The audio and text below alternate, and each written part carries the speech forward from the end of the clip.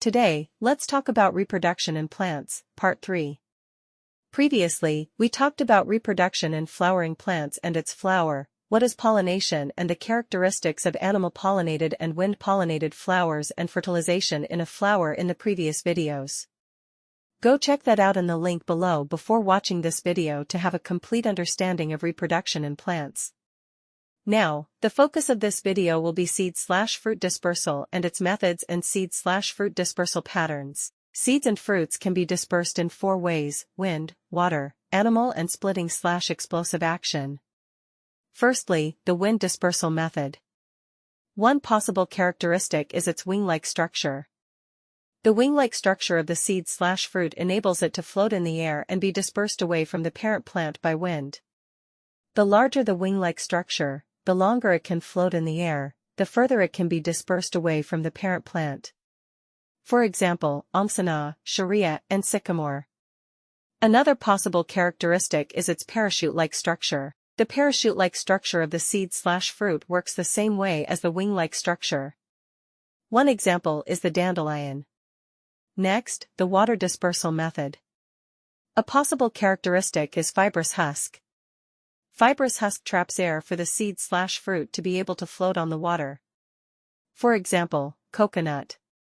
The second characteristic is waterproof covering. Waterproof covering ensures that the seed/fruit does not absorb water and sink. Third, animal dispersal method.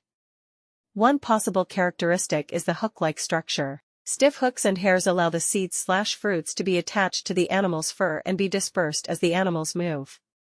For example, burdock and mimosa. Another possible characteristic is the sweet, juicy, fleshy fruits with small seeds. These fruits are eaten by animals. They can have small or large seeds. Small seeds are covered with a hard outer covering that is not easily broken down by digestive juices. Small, indigestible seeds are swallowed by the animals and passed out together with their droppings, far away from the parent plant. Their droppings are nutrients for the seeds to grow well. For example, grapes, papaya, and watermelon. The last possible characteristic is sweet, juicy, fleshy fruits with large seeds.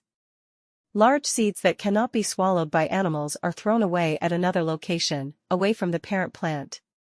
For example, mango. Lastly, the splitting/explosive dispersal method. One possible characteristic is pods. Seeds are contained in a pod, which dries up when the seeds are ripe. This pressure will cause the fruit pod to split open and disperse its seeds. For example, rubber, pea, and bean. Let's talk about the dispersal patterns by the 4 methods. The wind pattern follows the wind direction.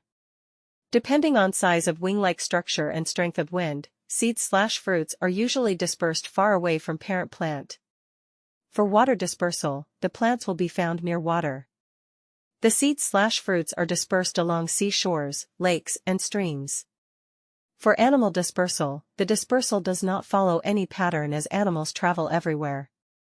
Lastly, for splitting/explosive dispersal pattern, seeds/fruits are found near parent plant. That's it for today. Do join us for a trial lesson if you think this video helps. Contact us here.